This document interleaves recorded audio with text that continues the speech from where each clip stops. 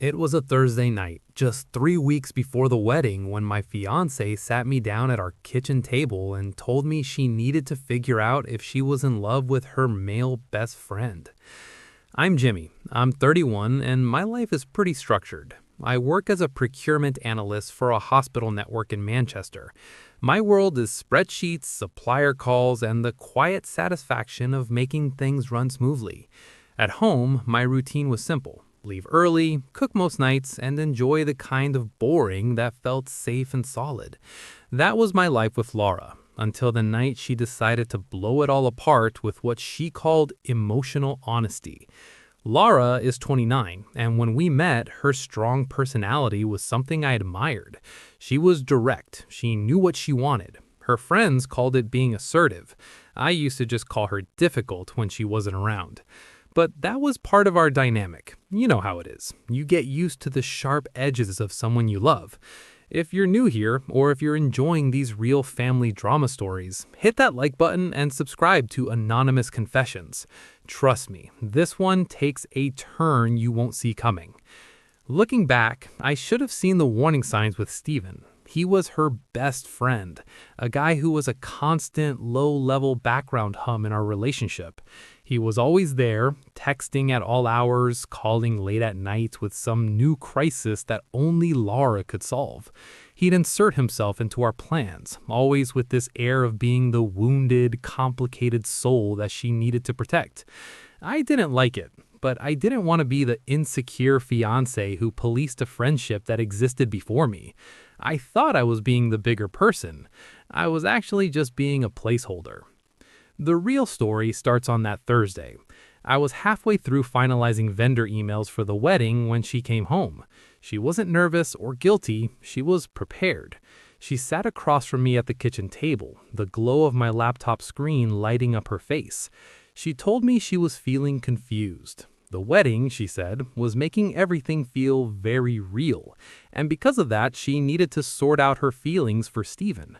I stared at her, waiting for the punchline. I was sure the second half of that sentence was going to be, "and I've chosen you."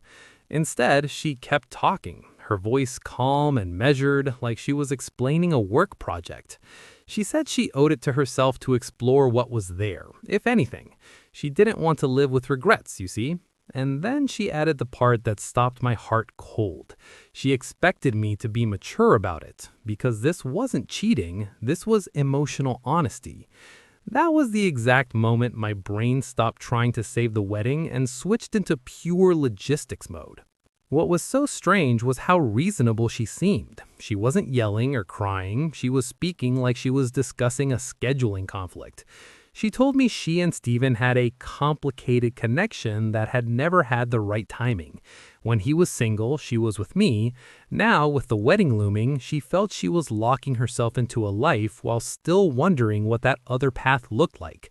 It was all very academic for her. I asked one simple question. What does sorting out your feelings actually mean in practice? That's when the conversation went from confusing to insulting. Laura leaned back in her chair, like we were entering a negotiation. She said she needed a little space to spend time with Steven, to see if there was something real there or if it was just emotional history. She said if it turned out to be nothing, we could move forward with the wedding with complete honesty between us. She genuinely thought this was a mature solution. I asked her if she realized what she was actually proposing. She waved her hand, dismissing my concern. She said I was being dramatic, framing it wrong. She was being responsible by addressing her doubts before the marriage, instead of letting them turn into resentment later. Then she said a sentence that is now burned into my memory. She told me, "If our relationship is as strong as you believe it is, then a few weeks of me figuring things out shouldn't threaten it."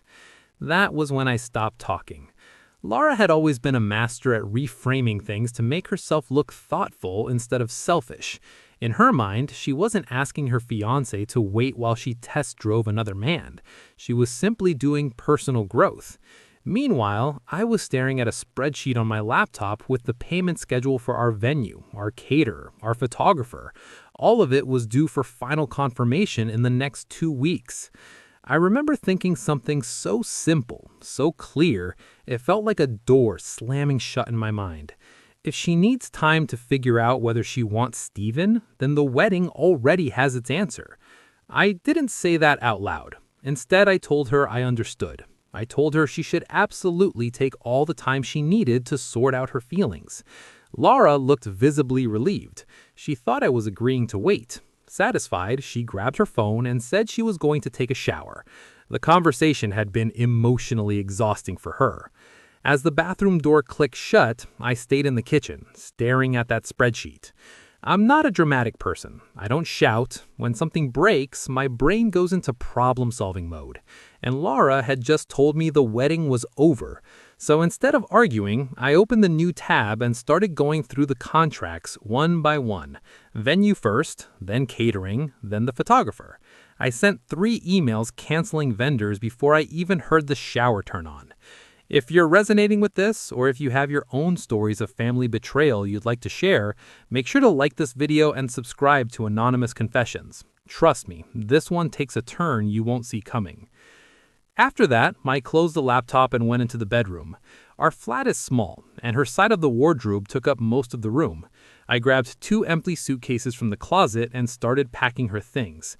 Not angrily, not violently, just methodically.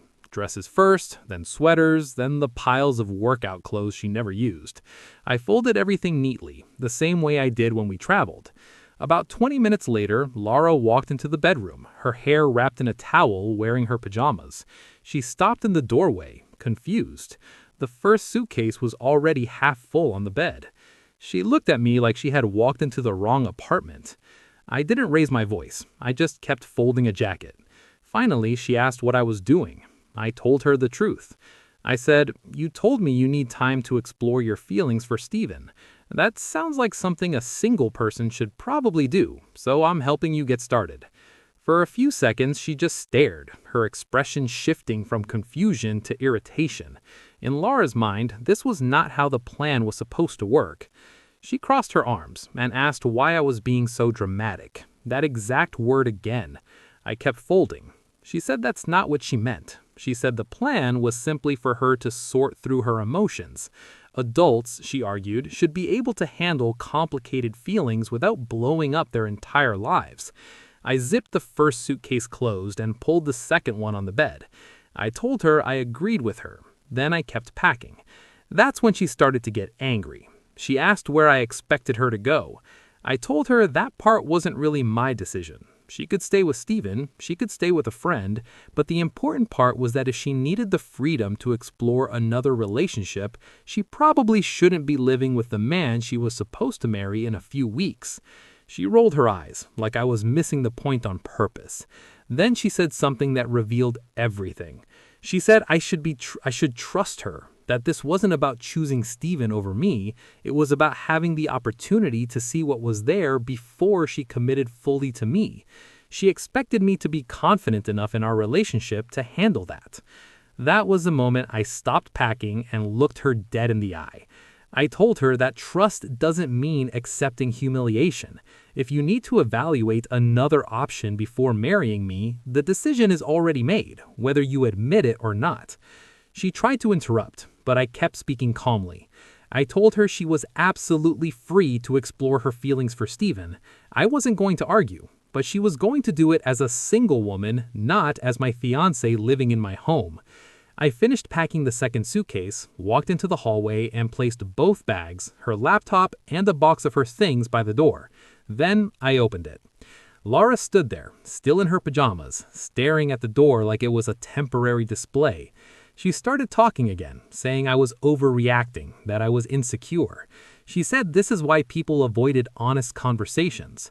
I listened for about 30 seconds, then calmly told her the conversation was finished. She kept pushing, saying I was punishing her for being honest.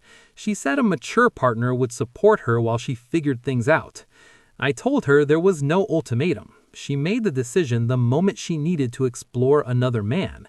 I just adjusted my plans based on that information. The irritation on her face finally turned to anger. She said I was unbelievable. She said most people would at least fight for their relationship. My refusal to beg was proof I never loved her. I pointed to the suitcases. The reality seemed to finally hit her. Without another word, she grabbed her laptop bag and the first suitcase. She dragged it out with an irritated pull that made the wheels bounce over the doorframe. She turned back once, asking if I was seriously ending everything like this. I told her yes. She muttered something about me being dramatic, grabbed the second suitcase, and walked out. The door closed. The flat was quiet. The first thing I did was sit on the couch and open my phone. Not to text her, I blocked her on everything. Phone, WhatsApp, Instagram, Facebook. It wasn't emotional, it was preventative maintenance. Laura talked in circles until people gave in. I had no intention of participating in that process. After that, I opened my laptop and continued canceling the wedding. The next morning, the apartment was silent. No complaining, no arguments about her group chats. I made coffee and got back to work on the vendor list. Around mid-morning, my phone buzzed with a number I didn't recognize. I ignored it. It buzzed again and again. It was Laura, borrowing phones. I blocked them all. At lunch, I got an email. Not from Laura, but from Steven. The subject line said, "We should talk." He said there'd been a misunderstanding. He suggested the three of us meet to clear the air like adults. I read it twice, then closed it without replying. The attempts to reach me continued. Laura's sister, Emily, emailed next, saying Laura was convinced I'd overreacted and destroyed the relationship. She wanted to meet. I read that message too. What struck me was how Laura was describing this to everyone else. In her version, she was just being emotionally honest, and I had exploded in a fit of insecurity. The part where she asked for permission to date another man was missing. I didn't reply. I spent the evening gathering the small things she left behind. A hairbrush, some shoes, cosmetics. I put them in a box by the door. Around 10 p.m., my phone buzzed with another unknown number. This time I answered. For a second, there was silence. Then Laura's voice came through, irritated. She said blocking her was childish. She said we needed to talk. I asked her how many phones she planned to borrow before realizing the situation hadn't changed. She was furious. She said I had taken a normal conversation and turned it into a nuclear reaction. She said I humiliated her. I told her she asked for the freedom to explore another relationship. I simply made the logistics match the request. She said I was twisting her words. Then she told me Steven had already emailed me. She said a meeting would clear everything up. I told her one last time. If someone needs to evaluate another man before marrying me, the engagement is already finished. She started talking over me, saying I was being stubborn. I hung up. I blocked the number. After that, it all went quiet. The next few days were just administration. I finished canceling everything. Telling people was strange. My parents understood. Some mutual friends had heard her version first. I told them the same thing I told my parents. If your partner needs to test drive another relationship before marrying you, the answer is already there. About 2 weeks later, Emily came to pick up the box of Laura's things. We spoke in the hallway for a few minutes. She didn't defend her sister. She just said things between Laura and Steven had already become complicated. If you made it this far, thank you for listening to my story. If you think you could have handled it differently, or if you have your own stories of betrayal, let me know in the comments. And please, don't forget to like and subscribe to Anonymous Confessions for more real-life drama. After she left, I closed the door and went back inside. The apartment felt different, quieter, simpler. Not empty, just stable again. Sometimes people ask if I regret not fighting harder. The honest answer is no. Laura said she needed time to figure out if another man was the better choice. I just made sure she had all the time in the world to do that, just not as my fiancé. So that's my story. The end.